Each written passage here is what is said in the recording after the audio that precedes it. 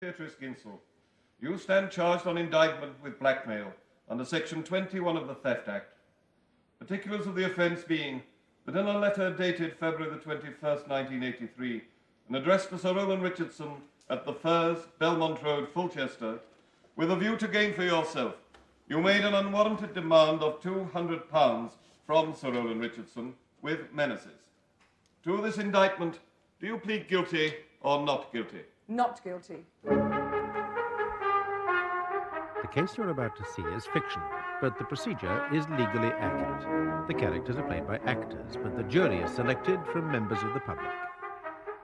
Can you imagine what it must have felt like for a family man, married with 3 children, well-known figure in this community, when he receives a letter saying he's the father of another woman's child?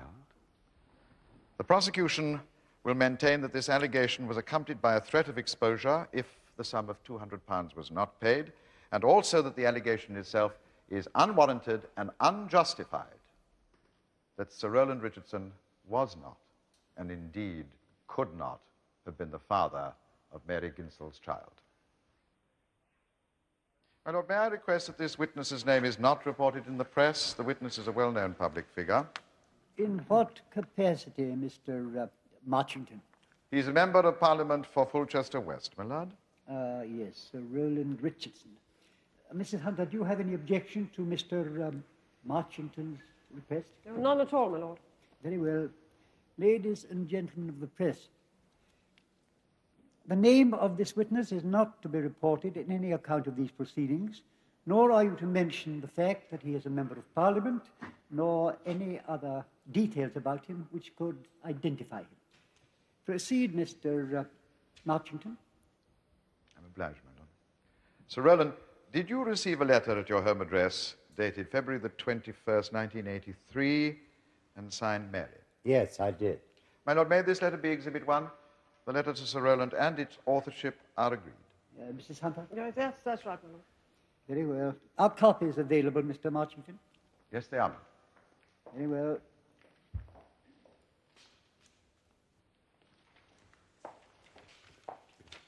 Is this the letter you received, Sir Roland?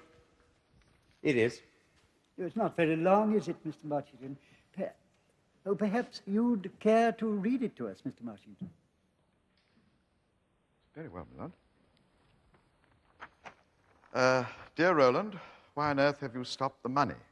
What do you expect Gavin and me to live on? You can't just walk away from us like this, you know, after all I put up with. I want next month's payment. I want the £200 for March in full, and I want it now. If you don't send the money within 1 week, I shall write to the recorder about you. And how will that look come election time, Sir Roland?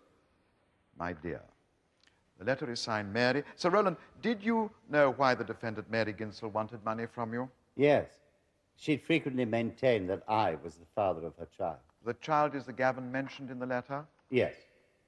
And are you the father of the defendant's child? No, absolutely not. And you say this allegation was made frequently? Yes. There was a stream of letters to the Firs, my home address. Some of them were rather embarrassing. In what way? Well, they were almost love letters in a confused sort of way. She called me Roly. Said, why didn't I come to see her anymore? She said the baby missed me.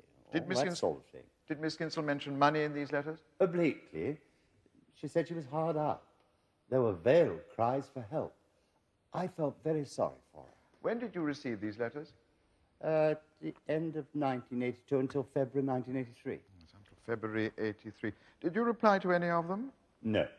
Did you know that the defendant had also written a letter on the same subject to the Fulchester Recorder in March 83? My lord, this letter is also agreed. Very well, Mr. Marchington. Yes, I did. The editor of the Recorder, Alistair Miller, rang me. He read the letter to me over the telephone. Sir Roland, what was your relationship with Mary Ginsel? I know Mary quite well. I've known her for some years. I was honorary chairman of the Fulchester Philately Society for many years. Mary was on the committee. We're very proud of her at the society. She also acted as my agent. By that I mean she attended stamp auctions for me and bid on my behalf. Have you ever visited the defendant at her home? Yes, frequently. Now, who instigated these visits? Well, Mary. It was her flat. She invited me. When did these visits begin, Sir Roland? Late in 1979. And what was the purpose of these visits? We discussed philately. Mary would advise me on my collection generally. Then we would look at the catalogues for forthcoming auctions and decide what she should bid for on my behalf. And did these transactions involve you giving the defendant money? Yes. I gave her 1% of the value of any purchase she made in my name. And what sort of sums would be involved? Oh, quite small sums. I would spend, say, £900 at an auction. That would make Mary's honorarium £9. And when did these payments begin? Late in 1979. 79. Oh, that is before the birth of Miss Ginsel's child. Yes. Gavin was born in 1980. Sir Roland, did you always give Miss Ginsel the money personally, or did you sometimes send it through the post, or did you... I always gave it to her. There was no reason to send money through the post. Does the sum of £200 mentioned in the letter have any significance for you? Absolutely none. I was and am mystified by it.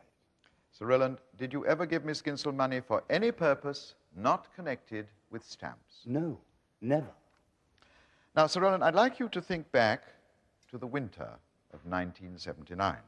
What is the significance of that period, Mr. Marching? My lord, the defendant's son, Gavin, was born in July 1980. Good. I don't believe you mentioned that fact before, Mr. Marching. No, my lord, I was just about to.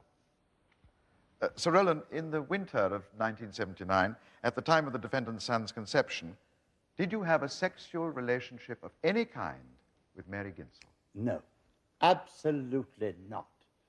I don't wish to be unchivalrous in any way, but the idea is absurd. In any case, I'm a married man with 3 children. Your friendship was entirely connected with philately. Absolutely. Look, I would come in and put my albums down, with some relief, I might say, on a little coffee table that Mary had in the middle of her room. She would usually make us a cup of tea. The kitchen was across the hall. It's communal, I think. She came back and we would discuss philately. And that was all. Mary has no small talk. We have nothing in common outside stamps. Moved in completely different circles. And how often did these visits take place? In 1979, about once a fortnight. Later, they became less frequent. Our contact tailed off sometime towards the end of 1982. Did you ever see anybody else at the defendant's flat? Yes. Now and again, there was a fellow there by the name of Lee Sinclair. He described himself as a musician. When did you first meet Lee Sinclair? In 1979. The door to Mary's flat was ajar. I walked in. Mary was in her dressing gown. And there was a fellow in her bed. Later on, he came out and introduced himself as Lee Sinclair. So Lee Sinclair was actually in Mary Ginsel's bed? Yes. Now, you're quite sure about that? Positive. I could quite clearly see the upper part of his body above the blankets.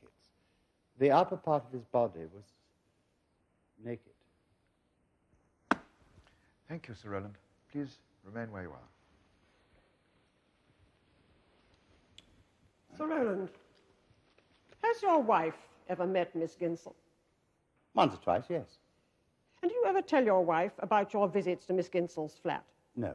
I don't think I made a specific point of mentioning them, no. And did you tell her about Miss Ginsel's letters to you? No, I didn't. Why not, Sir Roland? My wife is an invalid. She has multiple sclerosis. I didn't want to worry her. Oh, so your wife has never heard anything adverse about your relationship with Miss Ginsel? No, she hadn't. Then did you not resign from the Fulchester Philatelic Society in May 1980 because of the scandal concerning your relationship with Miss Ginsel? No. I resigned because of the pressure of House of Commons work. Oh, very well, Sir Roland. Well, now let us turn to the letter itself. I suggest to you that Miss Ginsel believes she was writing to the father of her child. And I put it to you, Sir Roland, that you are the father. That is not so. And I put it to you that you've been making payments for the financial support of Gavin Ginsel. That is not so. Sir Roland, Miss Ginsel wrote, "What on earth do you expect Gavin and me to live on?" And later, I want next month's payment. Now, does that not suggest to you that there had been regular payments in previous months? I've no idea. There had been no such payment. Well, the letter also refers to the £200 for March. Now, the £200 suggests the usual 200, or the 200 that you know about. Isn't that so? Madam, I can only repeat that this reference means nothing to me. Now, Sir Roland, yes, in the first line of the letter, she says, "Why on earth have you stopped the money?" Now, to stop a payment, it must have been made regularly, isn't that so? Or does that mean nothing to you either? Well, perhaps she was referring to the honorarium I paid her as my agent. She was not a rich woman. I think that money was important to her. Oh, come, Sir Roland, surely Miss Ginsel wouldn't threaten to write to a newspaper because you'd stopped payments in the order of £9. Mary Ginsel is a highly intelligent and in many ways a kind woman. Even now, I don't wish to be harsh about her, but she often says, does, and writes things that are totally inexplicable. Yes, such as calling you Roly and writing love letters to you. Precisely. And requesting money from you. Yes. Now, all of which becomes explicable and even reasonable if she believed that you had fathered her child, paid £200 a month maintenance for 2.5 years, and then stopped. That may be your interpretation, madam, but it is not what happened. So I say again that I did and do find these letters baffling and a source of great embarrassment to me, professionally and personally. Sir Roland, why did you stop seeing Miss Ginsel? Your last visit was in January 1983, was it not? Well, there was a variety of reasons. Pressure of work. It was becoming difficult to talk to Mary with the baby screaming all the time. The flat was depressing. Sinclair kept turning up. But you broke off your contact with Mary Ginsel, leaving her no alternative but to write to you if she wished to get in touch. No, she hadn't. But that was no reason to write a letter like this, was it? I mean, what does Mary think she's playing at? This is totally uncalled for. Totally uncalled for. Is it, Sir Roland? And you have already told the court that you did not reply to the letter. No, I haven't. So after February 1983, Miss Ginsel had no way of communicating with you about a wrong that she felt had been done to her. I'm in the telephone book, madam. Sir Roland, now let us return to your visits to Miss Ginsel in 1979, the period when the defendant's child was conceived. You say your visits were prearranged and at Miss Ginsel's invitation. That is so. And how did you surprise her, as you said, with Lee Sinclair in her bed? Mary had left her bedroom door open. If she hadn't, I couldn't have known he was there. But you testified that Miss Ginsel was in her dressing gown. Would she have been in her dressing gown if she'd been expecting you? Well, it was surprising, yes. But as I say, Mary is eccentric. Now, you had your stamp albums with you on that occasion, did you not? How Yes. many stamp albums? Well, 2, sometimes 3. One for Great Britain, 2 for British Commonwealth. My special area of interest is George V issues. And presumably you carried the glue with you for the stamps. One doesn't use glue, madam, unless one's a schoolboy. One uses Howard strips. Oh, I see. So the stamps are detachable from the album. Madam, they would be of very little value if they were not. Yes, I see. Now, how far is your house from Mary Ginsel's flat? 15 miles. Yes. So you transported 2 or 3 heavy stamp albums 15 miles and carried them up 3 flights of stairs when you could have easily detached the stamps you wish to discuss. Now, why did you do that? Madam, one doesn't split up an album for journeys. The risk of loss or damage is too great. I think you had your stamp albums with you to make your visits look respectable, did you not? No. My visits were perfectly respectable. Nothing improper was taking place. Then why didn't you meet at your house? I kept asking her, but she wouldn't come. I think perhaps the idea of the furs alarmed her. Now, Sir Roland, I put it to you that the reason you did not meet Miss Ginsel at your house was because you had not told your wife about her. That is what you told the court earlier, was it not?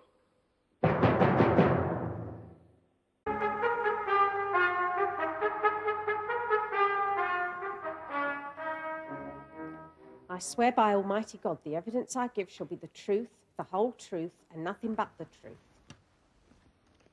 You are Jean Thompson of Flat 2B, Mulberry Buildings, Rawlings Road, Fulchester. Yes. What is your occupation, Mrs. Thompson? I haven't really got one. You're unemployed? Oh, no, nothing like that. I have a small widow's pension. My husband was an engineer. He was killed in an industrial accident.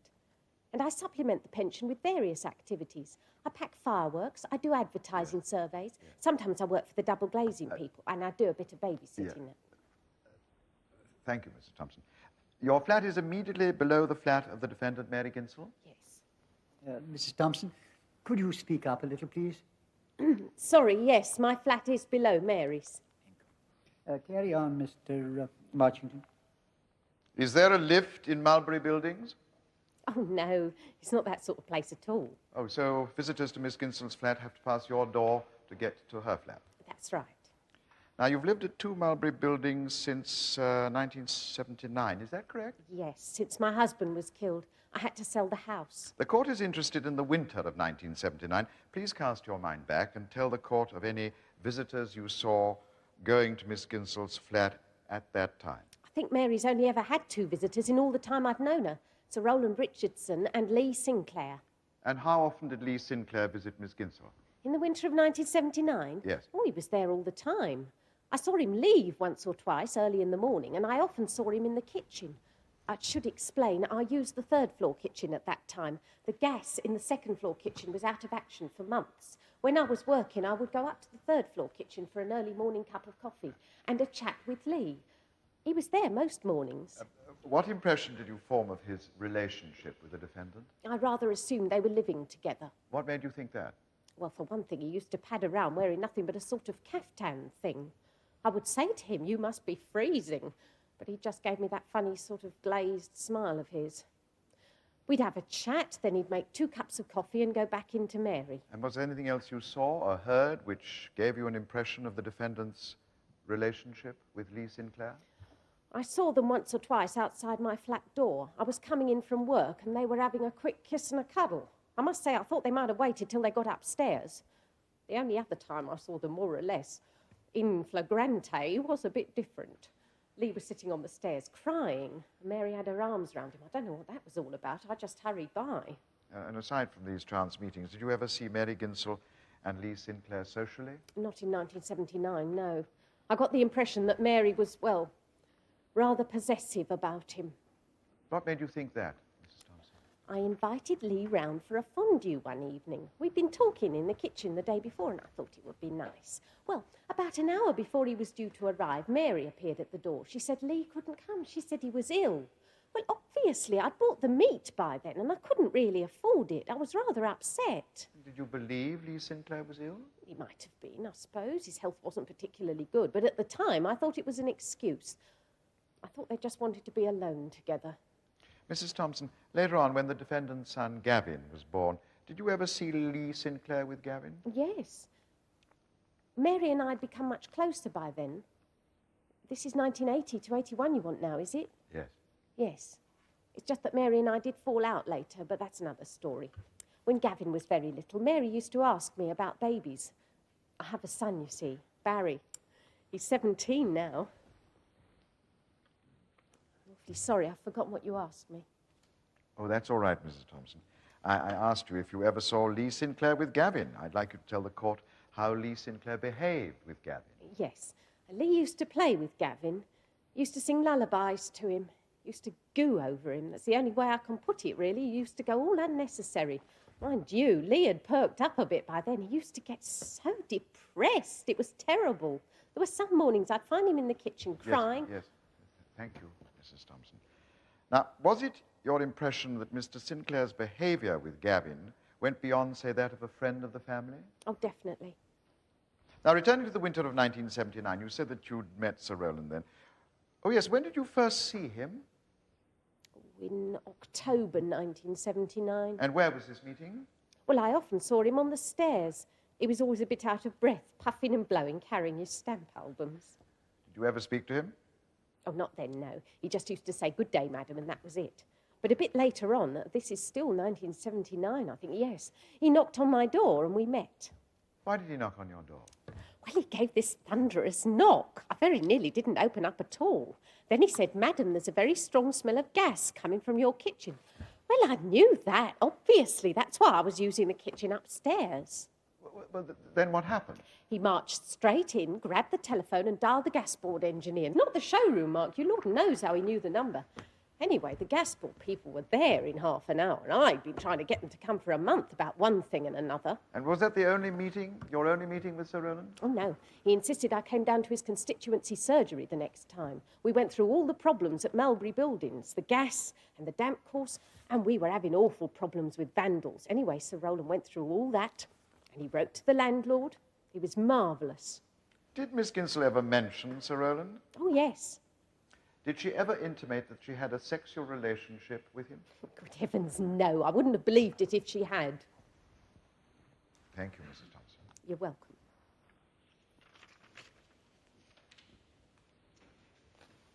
Mrs. Thompson, have you ever had a sexual relationship with Lee Sinclair?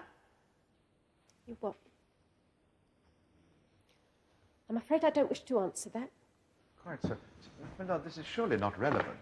Mrs. Hunter? Oh, my lord, I wish to establish that the witness's evidence is affected by jealousy where Lee Sinclair is concerned. Mrs. Hunter, if you are suggesting that the witness had sexual relations with Lee Sinclair, I hope you intend to support this contention with evidence. Yes, I am indeed, my lord. I'm sorry. I came here in good faith to give evidence about Mary Ginsel. If I'd known you was going to ask me questions about Lee, I wouldn't have come. Mrs. Thompson, I sympathise, but I must instruct you to answer the question. Very well. Under protest. Lee and I have made love, yes. And when was this, Mrs. Thompson? February 1983. Are you in love with Lee Sinclair? Yes, I suppose so. And you still see him? No, he's gone back to Mary. Yes, well, I put it to you, Mrs. Thompson, that you resent the fact that he's gone back to Miss Ginsel, that you're getting back at him by attributing paternity of Gavin to him. That's not true. But Lee Sinclair couldn't possibly afford maintenance payments for a child, could he, Mrs. Thompson? I wouldn't do anything so vindictive. Mrs. Thompson, you said that on one occasion you saw Lee Sinclair sitting on the stairs crying, and Mary Ginsel had her arms round him. Now, was Miss Ginsel saying anything as they sat there? As far as I can remember, she said, come on, it'll be okay, something like that. And did that indicate a sexual relationship to you? Well, they weren't kissing, if that's what you mean. Not then, anyway. Very well, then. Now, let's turn to Sir Roland Richardson. Mrs. Thompson, when Sir Roland knocked on your door to tell you about the smell of gas, was that the first time you'd met him? Apart from seeing him on the stairs, yes. But you had worked for him before, had you not? Yes, in the 1979 general election. So you support Sir Roland's political views and you admire him? Yes. I think he does a marvellous job for Fulchester. Is that why you told my learned friend that you would not believe that Miss Ginsel had a sexual relationship with him? Yes, I suppose so. Mrs. Thompson, during the winter of 1979, did you ever go into the defendant's flat? Not then, no. As I say, I did when the baby was born. Mary needed me then. So you never saw Mary Ginsel in her flat with either Sir Roland or Lee Sinclair? No, I didn't. And did you ever see anything that indicated the purpose of Sir Roland's visits to Miss Ginsel? They talked about stamps. Yes, but as you never saw them talking about stamps, this view is based entirely on the fact that Sir Roland was carrying stamp albums with him when he went up the stairs. Isn't that Mrs. Thompson? Yes, I suppose so. Thank you, Mrs. Thompson. But Lee and Mary were sleeping together night after night. I could hear them. The ceilings in that place are like paper. How do you think I felt? It was horrible.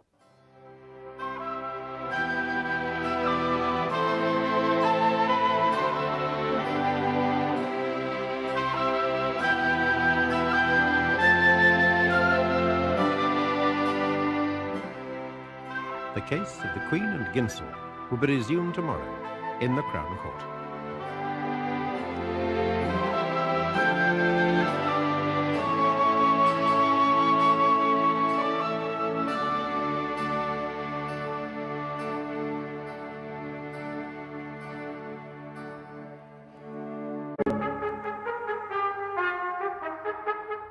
The case you're about to see is fictional, but the procedure is legally accurate.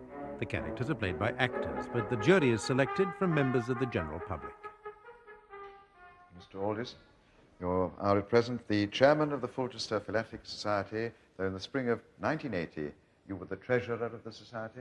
That is so, yes. Please outline to the court the events that led to your replacing Sir Roland Richardson as chairman. I don't know. There's really very little to tell you. Sir Roland was a valued and distinguished member of our society.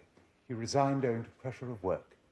I was elected to replace him. But as far as you know, nothing connected with Sir Roland's private life was instrumental in his resignation. Oh, no, I can't conceive of that being the case. No. Mr. Aldous, did you in the spring of 1980 have a conversation with the defendant Mary Ginsel on the subject of her pregnancy? I certainly did, and most of the leading members of our society had such a conversation. She seemed to be buttonholing everybody. And what did the defendant say about her pregnancy? She was very excited about it, naturally. Although we were all a little embarrassed as she wasn't married. Did she say who the father was? Oh, yes. Someone called Lee Sinclair. She forecast great things for him. They don't seem to have materialized. He's a violinist, I believe. Anyway, I gathered that wedding bells were in the offing. But that doesn't seem to have quite materialized either. Did you have more than one conversation about the defendant's pregnancy? I did indeed. Once it was obvious that she was pregnant, Mary talked of very little else. And the defendant always attributed fatherhood to Lee Sinclair? Yes, that time. I mean, for that pregnancy. Was there more than one pregnancy? In a manner of speaking, my lord, we shall come to that point very soon. I see. Go on then, Mr. Marchington. Thank you, my lord. Mr. Aldous, the defendant was still a member of the Philatelic Society in February 1983, is that correct? Very much so. And did you visit her in her flat during that month? I did indeed. On February the 7th, to be precise. You see, I made a diary entry which I consulted before appearing here as a witness. Did you make a note of the conversation itself? I'm afraid not. Just that I'd had a spot of bother with the fourth-year orchestra at the school where I teach. And that I went to see Mary, the defendant, in the evening. I see. My lord? I'm obliged, my lord. Why did you visit Miss Ginsel on February the 7th, 1983? She hadn't attended meetings for some time, and we thought she might be ill. Then we heard on the grapevine that she was pregnant again, so I went to see her. I took flowers which might cover either eventuality, the illness or the pregnancy. Which proved to be the case? She was pregnant again, or at least she appeared to be. She was, well, out there. But very miserable this time, not like the first time at all. The baby Gavin was screaming on the floor.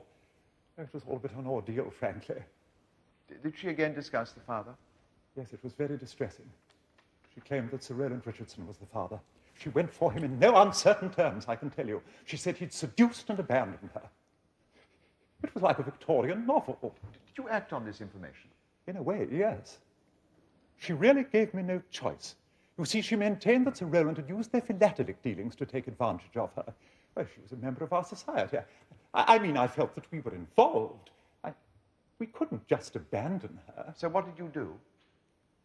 We had a whip round. I tried to be discreet, but word soon got out, about the father, I mean, and for a while Sir Roland's name was mud. Did you then visit the defendant again? Yes, I did.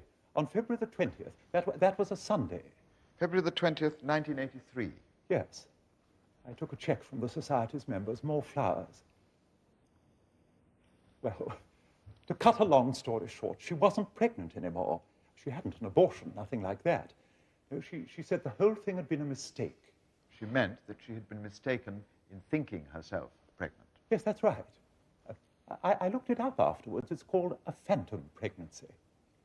Anyway, she practically threw the flowers and the check back in my face. It was dreadfully embarrassing. How would you describe the defendant's manner during this conversation? She was quite hysterical, wild, and very miserable. I felt sorry for her, but everything I said seemed to make things worse. So I left. Thank you, Mr. Aldous. Oh, no, please stay where you are. My learned friend will put some questions to you. Righto. Mr. Aldous, do you write down everything you do in your diary? Most events of importance, yes. Of course, sometimes time pressure or you've got a headache. or you just don't get round to it. Now, my learned friend has asked you to outline the events that led up to your becoming chairman of the Philatelic Society. Now, do you have any entries about these events? Well, I should have to consult the diary. I mean, I can't be expected to remember offhand. But, Mr. Aldis, would you have made diary entries about these events? Weren't you on holiday for 3 weeks before you were elected chairman of the society? Oh, yes, of course I was. Yes, you're right. Well, so if there was any discussion of Sir Roland's resignation immediately before the event, you wouldn't have heard of it, would you? Not during those 3 weeks, no. Now, Mr. Aldis, I put it to you that the discussion of Sir Roland's relationship with Miss Ginsel was widespread in the Philatelic Society. Widespread, canvassed and discussed over a series of months. Now, you must have heard something about that, haven't you? I did hear, or rather overhear, certain allegations of that nature, yes. Ah, well, why did you tell the court that nothing connected with Sir Roland's private life was instrumental in his resignation? Because it was rumour and gossip, and I should have thought that played no part in a court of law. Anyway, that was hardly the reason given for Sir Roland's resignation. They said it was pressure of work. At the meeting. Yes, the meeting you refer to was your adoption meeting as chairman on May the 9th, 1980. Yes, yes. Now, do you remember if Miss Ginsel was present at that meeting? Yes, she was. Now, if Miss Ginsel's pregnancy was connected with Sir Roland's resignation, would it have been discussed at a meeting with Miss Ginsel present? Now, this is conjecture on my learned friend's I part. will allow it, Mr. Marchington. Yes, I'm obliged, my lord. Well, Mr. Aldis? I see what you mean. Well, all I can say is that I didn't believe those rumours at the time, and if I had, I wouldn't have accepted the chairmanship. You've got me worried now. Thank you, Mr. Aldis. I have no further questions, my lord. I have been editor of the Fulchester Recorder for 15 years. Mr. Miller, did you receive a letter dated March the 17th, 1983, and signed Mary Ginsel at the Fulchester Recorder's office? I did. My lord, may this letter be Exhibit 2? There are copies. Very well, Mr. Marchington.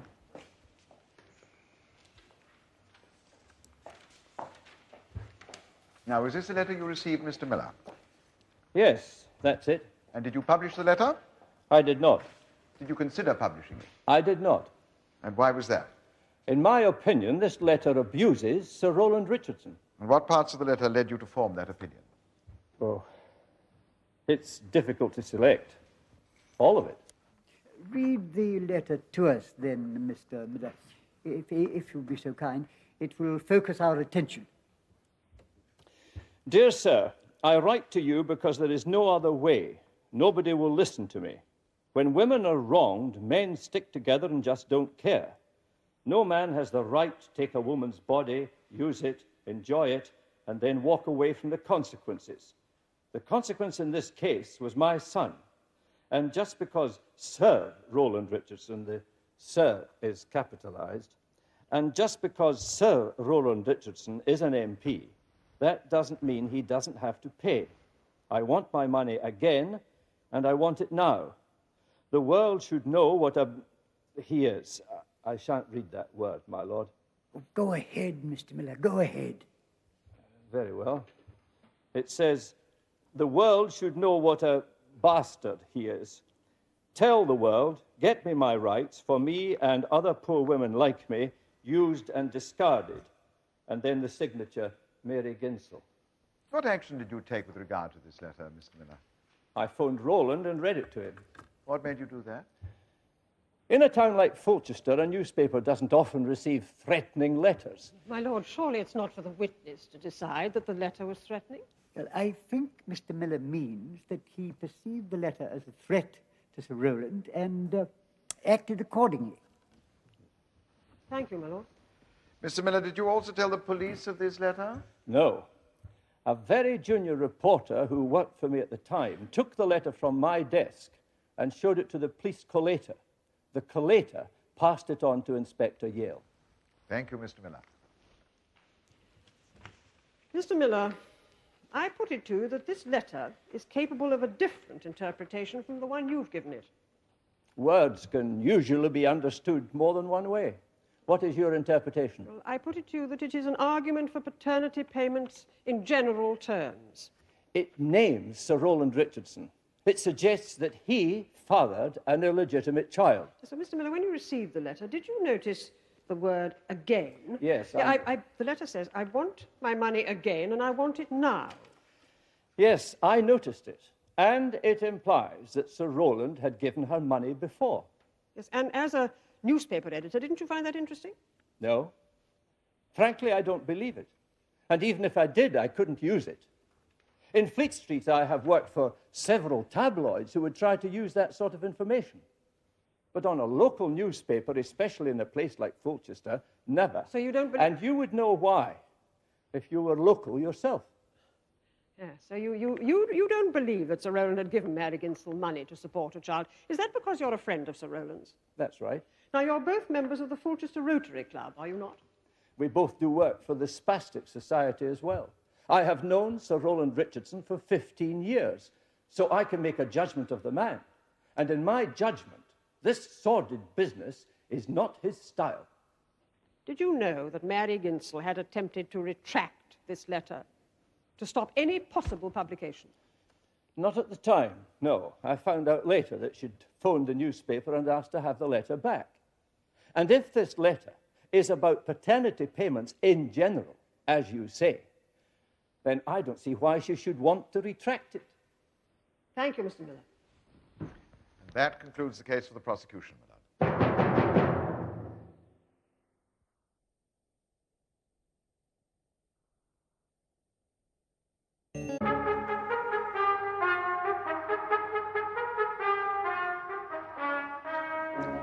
You are Mary Beatrice Ginsel of flat 3B, Mulberry Buildings, Rawlings Road, Fulchester. Yes. What is your occupation, Miss Ginsel? I'm unemployed now. My last job was library assistant at Fulchester Public Library. Before that, I was a supply teacher. Miss Ginsel, have you been convicted of any offence at any time? No. Now, when and where did you first meet Sir Roland Richardson? When I first came to Fulchester, 1979, I met him at the Philately Society. And at this time, did you have any contact with him outside the society? Yes. Roland wanted to consult me about his own collection, so after society meetings, we'd go to the pub for a drink. That's the Foresters, just round the corner. There were just the two of us because Roland wanted to consult me in private, or so he said. Did you disbelieve him? Not at the time, no. But in view of what happened later, I wonder if he looked on me as an easy catch. Solitary spinster with no friends. But at the public house, your contact was solely business. Well, on the surface, yes. We only talked about stamps. His stamps. But there were looks and smiles and indications in his manner that we had, I don't know, got away from all the others. How would you describe your relationship with Sir Roland at this time? I didn't like him. I never actually liked him. But he has a way of giving you all his attention, or he seemed to. And painful though it is to admit it, when you open the Times and you see a name printed there and you think I was in the pub with him last week, it was flattering. Sir Roland testified that you invited him to your flat. Roland Richardson, KBE. Actually invite him to sit at the Formica table and admire the damp patches? No, I wouldn't have dared. Now, what about later, between 1979 and 1983? Did you ever invite him then? No. Even when our relationship had changed, I'd have been too ashamed. He found out my library hours and he came whenever he wanted to. He knew I'd always be in. Now, Sir Roland also testified that he invited you to his home on several occasions. You'll be lucky. No, definitely not. He never invited me and I never went. He always came to Mulberry Buildings. And what was the purpose of these visits? Stamps. At least that's how it started. So there was another reason for Sir Roland's visits, apart from stamps? Yes. He made a pass at me the second or third time he visited. How did he do that? He kissed me on the neck and then he said, right, now let's go through to the bedroom. There were also some compliments which I don't particularly want to repeat. And did Sir Roland have intercourse with you on that occasion? No, but the pass became a regular feature of the visits. Oh, did you object to that? Frankly, no. I was lonely. And for the first time in my life, I felt I existed in some way. I mean, I've never achieved anything, except stamps. I can't even hold down a job, no matter how lowly. And suddenly, I was Sir Roland Richardson's mistress. So you did eventually have sexual relations with Sir Roland? Yes. And when was this? The first time was October the 5th, 1979. Oh, you remember the exact date? I shan't forget it. It was the first time it had ever happened. So you were a virgin before that time?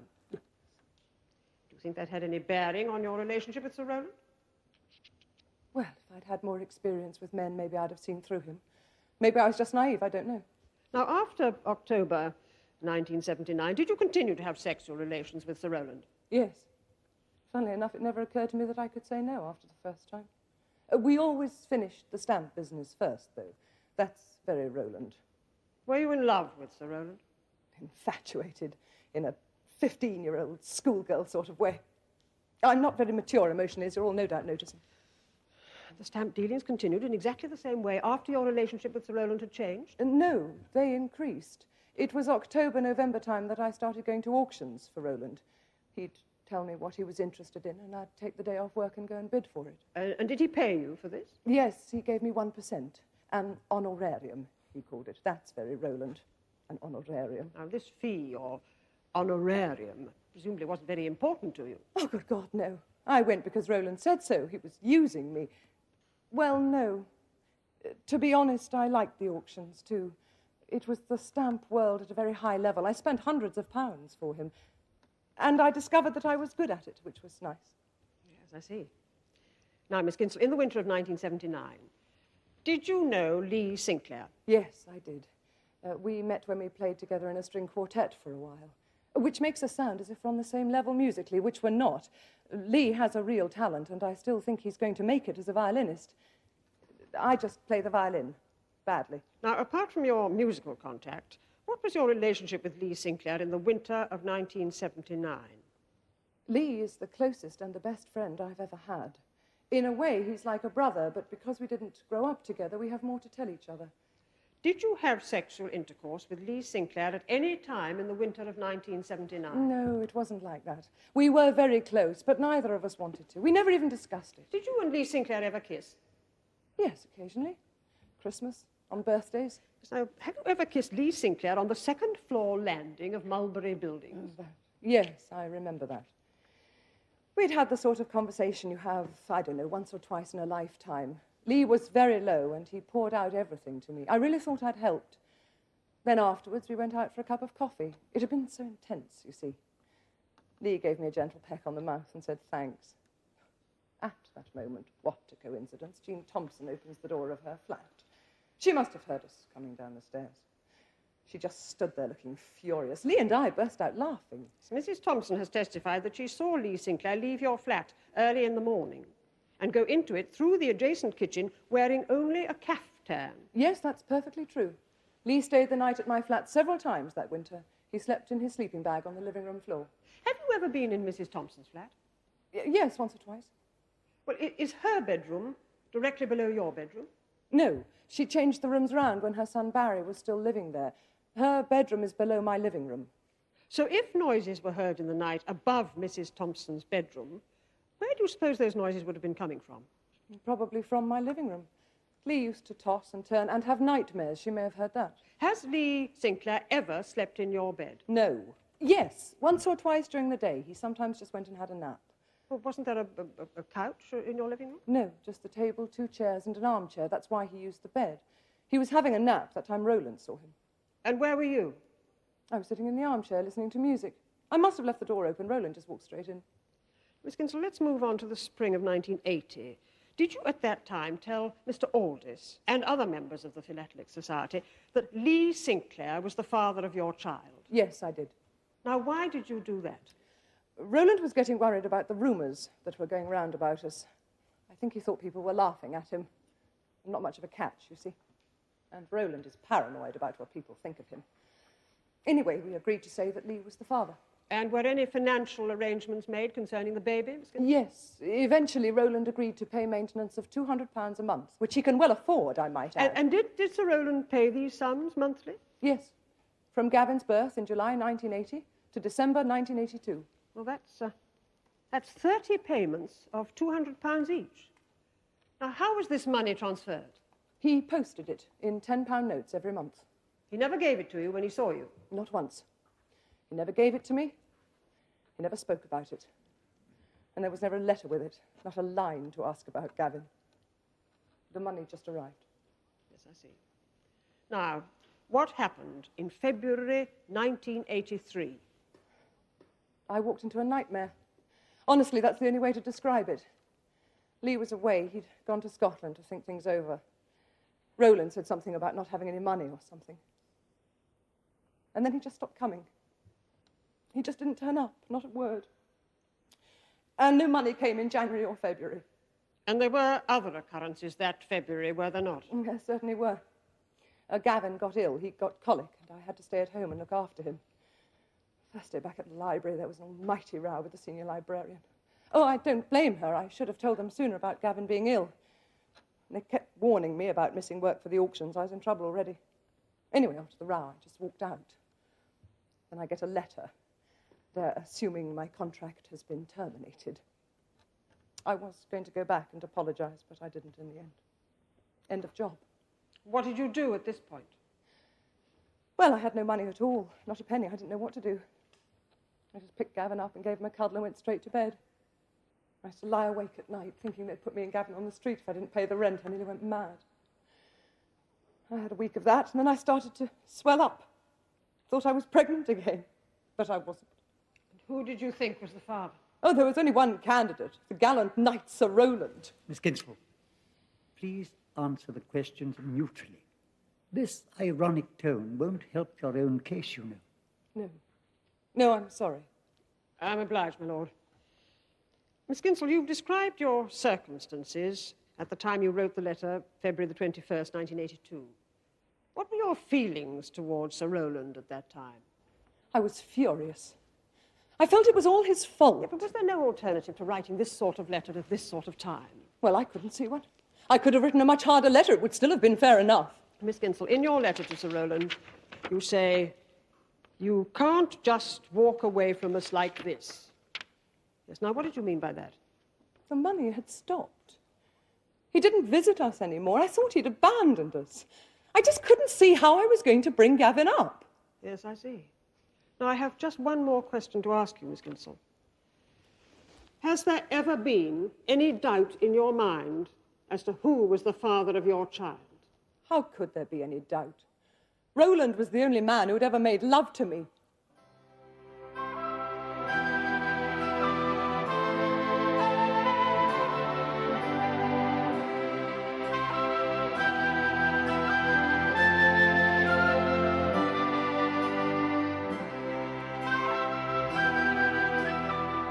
The case of the Queen and Ginsel will be concluded tomorrow in the Crown Court.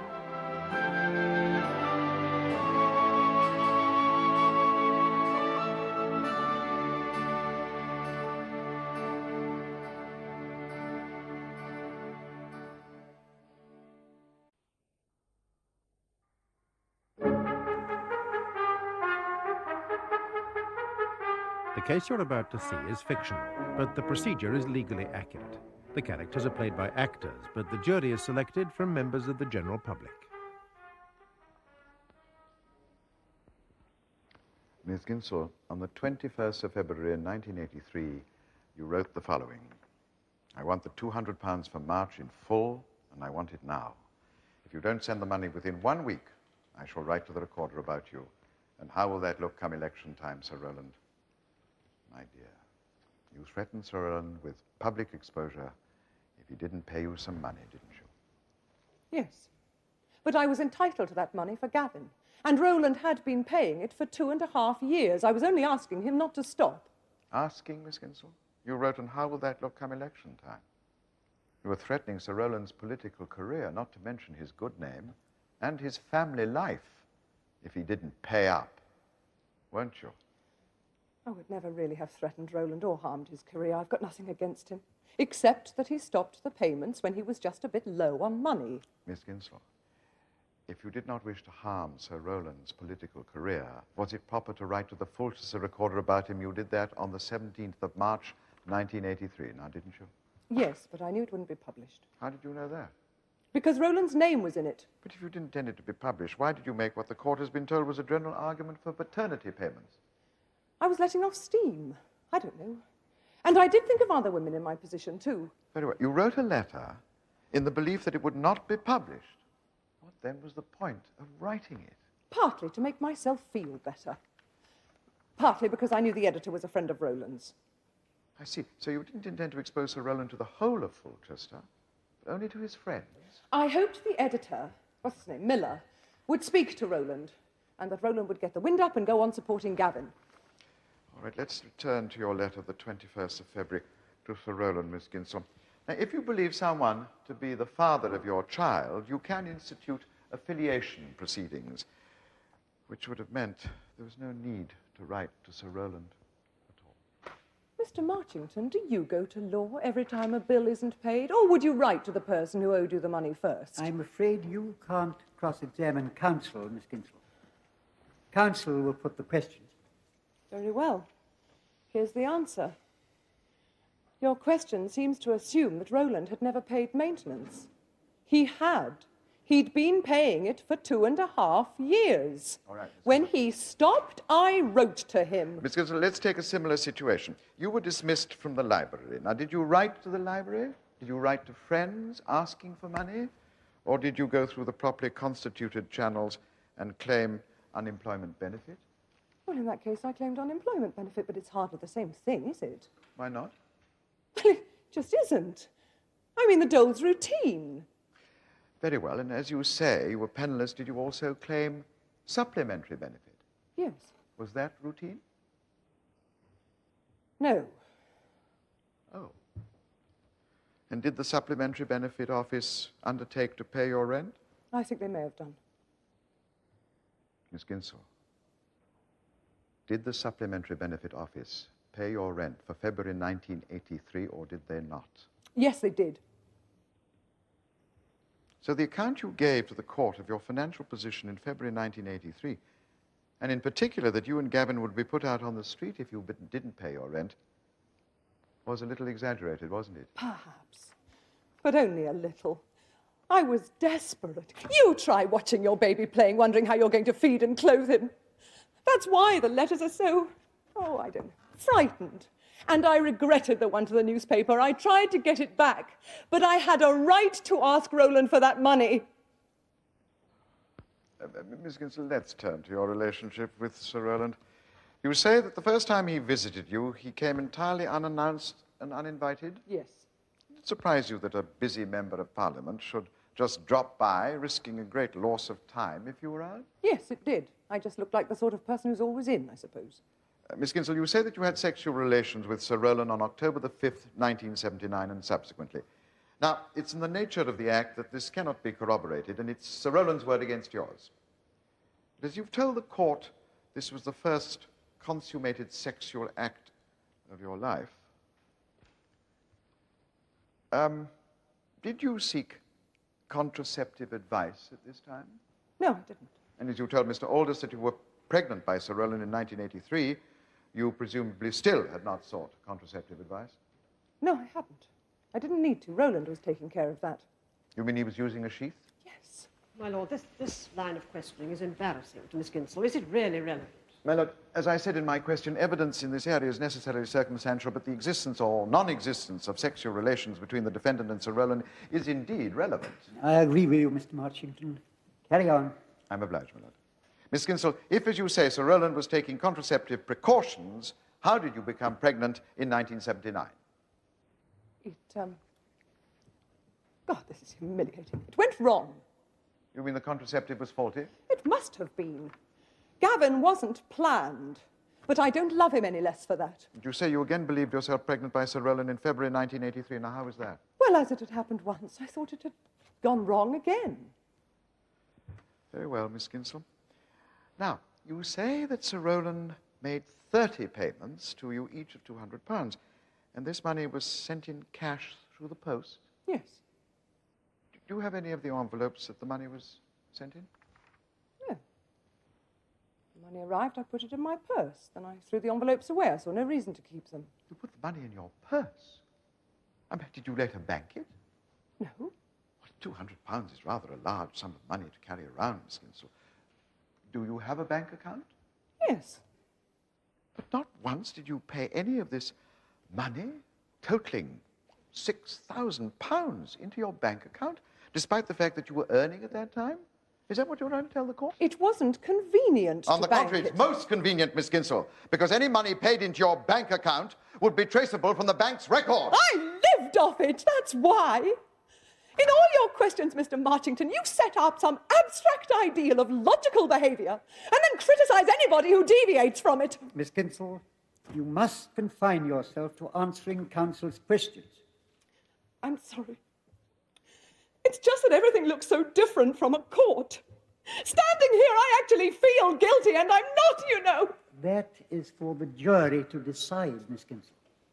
Now, just please answer the questions. Carry on, Mr. Marchington. Thank you, my lord. Miss Ginsel, you told the court Sir Roland was very cool with your son, Gavin. Is that right? Yes, he ignored Gavin. In contrast with Lee Sinclair's behaviour with Gavin. Now, let's turn to your relationship with Lee Sinclair at the time of Gavin's conception. Now, you told the court he spent the night in your flat on how many occasions? I really can't remember. Oh, come, Miss Ginsel, you can surely do better than that. Please don't patronise me, Mr. Marchington. No offence was intended, Miss Ginsel. Nevertheless, Mr. Marchington, perhaps you would rephrase the question. Certainly, my lord.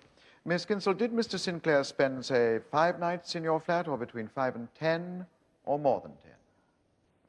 In the period we're talking about, from October to, say, November in the year before Gavin was born, I'd say he stayed between 5 and 10 times. Oh, it was Mrs. Thompson's impression that he virtually was living with you. Well, Mrs. Thompson was wrong. Her little early morning talks with Lee meant so much to her, she probably remembers more of them than there really were. But your memory is accurate on the subject, is it, Miss Ginsel? You seem to be struggling to remember a moment ago. Okay. I'm sure it was somewhere between 5 and 10 times. I see. That means that over a period of 2 months, he spent the night at your flat approximately once a week. I suppose he must have done, yes. So even if Mr. Sinclair was not technically living with you, he was rather more than a visitor, was he not? Yes. So, Miss Ginsel, a good friend, a man who you are fond of, a man who opens his heart to you, spent the night in your flat at least once a week for 2 months. And intercourse did not take place.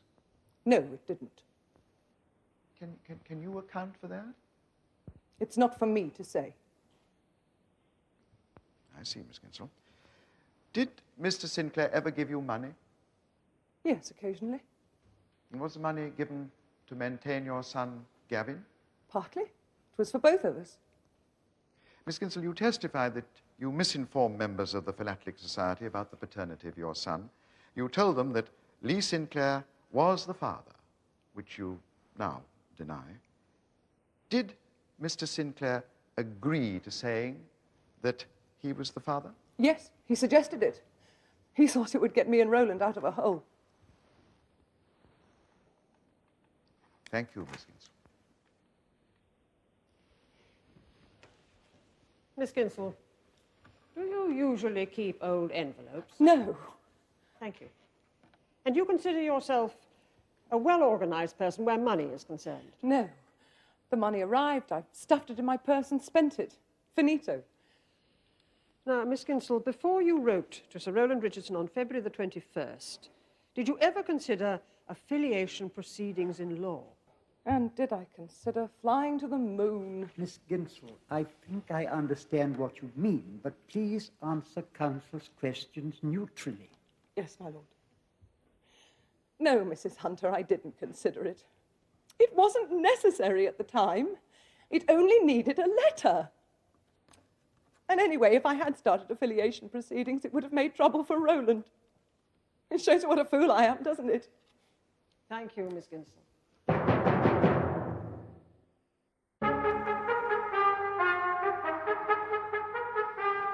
And what is your profession, Mr. Sinclair? I'm a salesman. I sell photocopiers. And in the period from October to December 1979, did you know the defendant, Mary Ginsel? Yes. And what was your relationship with Miss Ginsel? Mary was and is a close friend. But by the end of 1979, she was more like my psychiatrist. Could you explain what you mean by that? Yeah, sure. I was having a crisis. Call it a breakdown, if you like.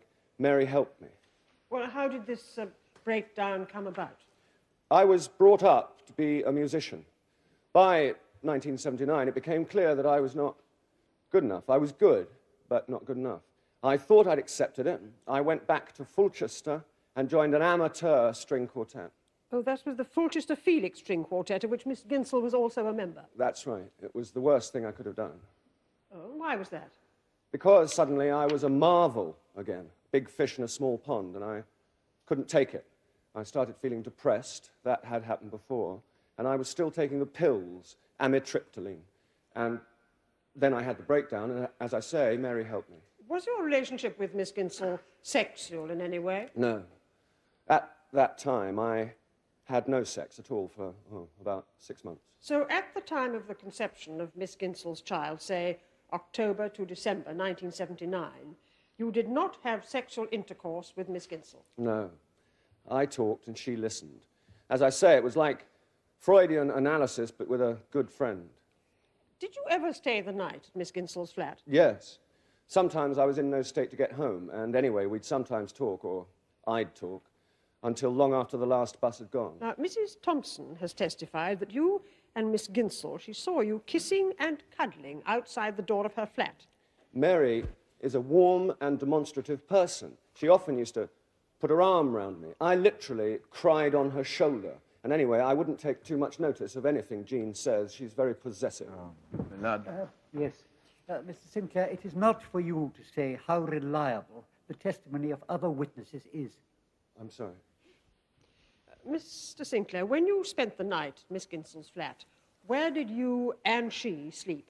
She slept in her bed. I slept on the floor of the living room in a sleeping bag. Sir Roland Richardson has testified that he saw you in Miss Ginsel's bed. Well, I often used to crash out in Mary's bed sometimes, during the day. Sometimes I just lay there and cried.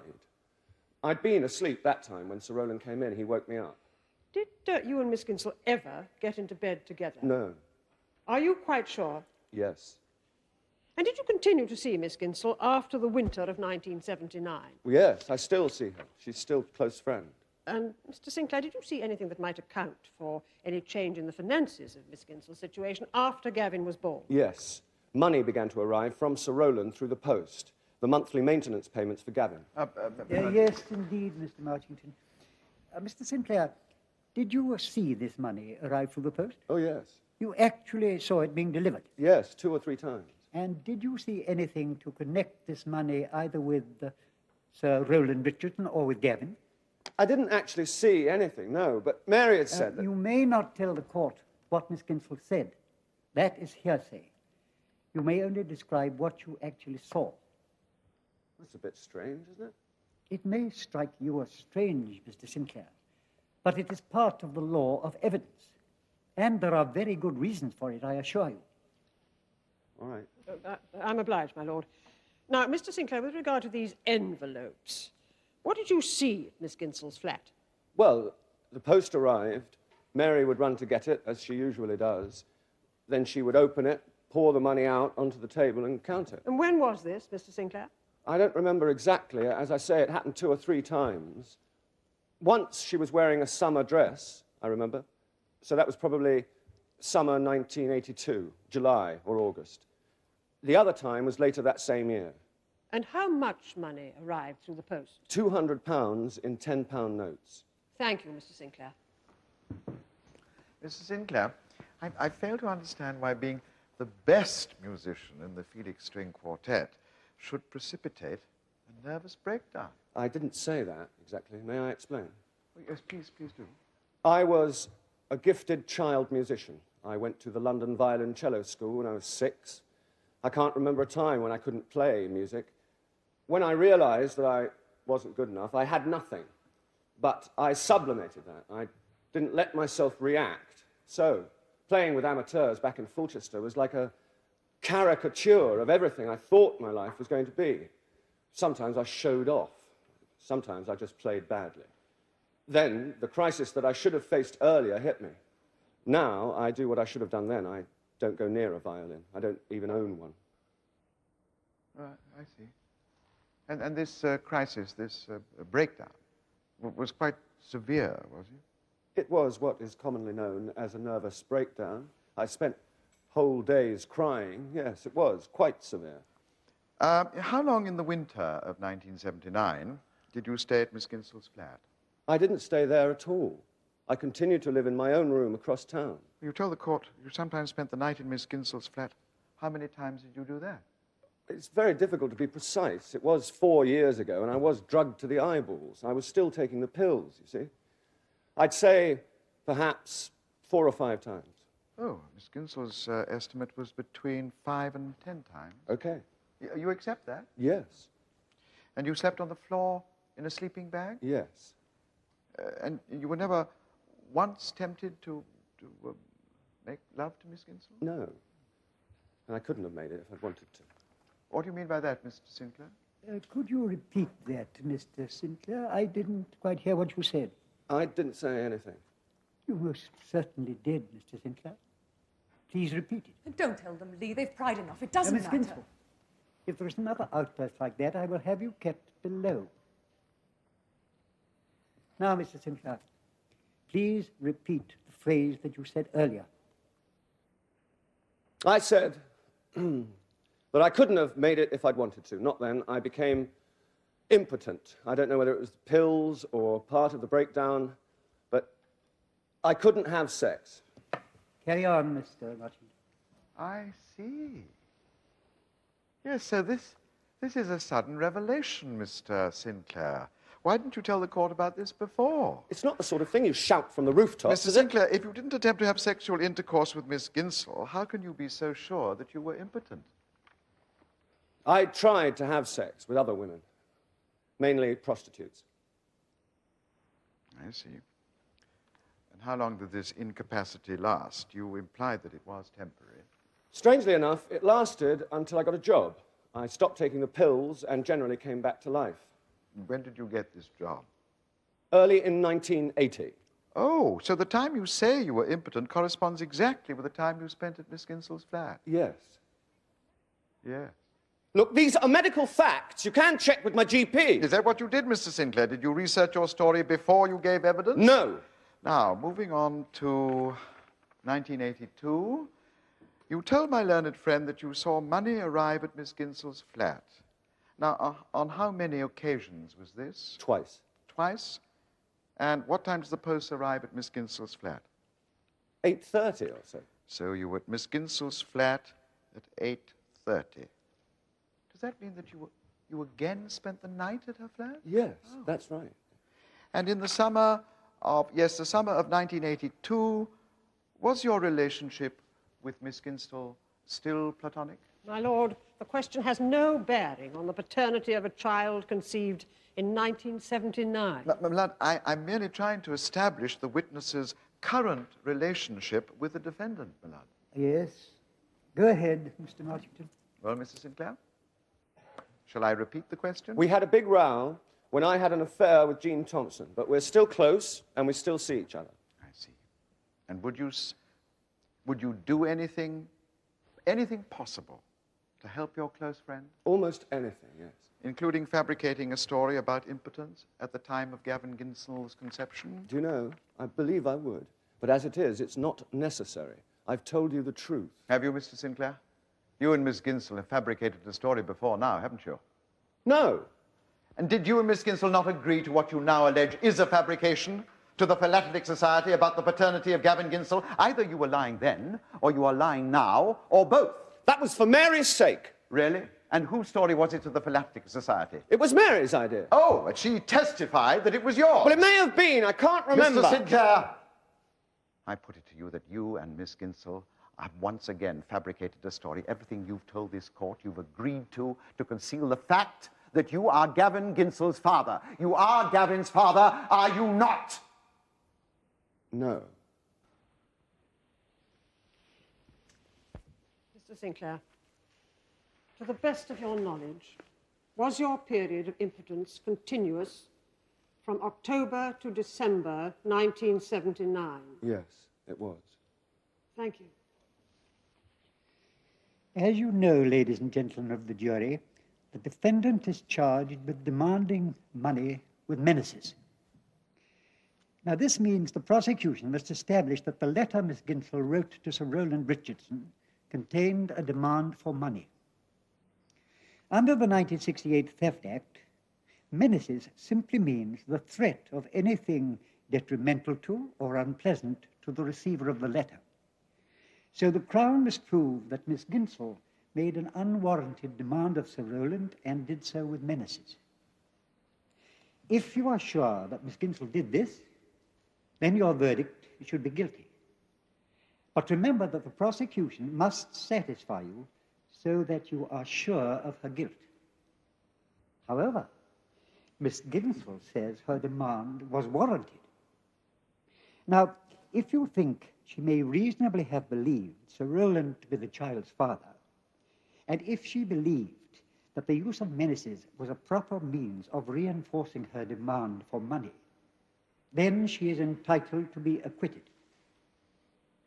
Now, will you please retire, elect a foreman to speak for you, and consider your verdict. Members of the jury, will your foreman please stand? Please answer this question, yes or no. Have you reached a verdict on which you are all agreed? Yes. Do you find the defendant guilty or not guilty? Not guilty. Mary Beatrice Ginsel, you are free to go.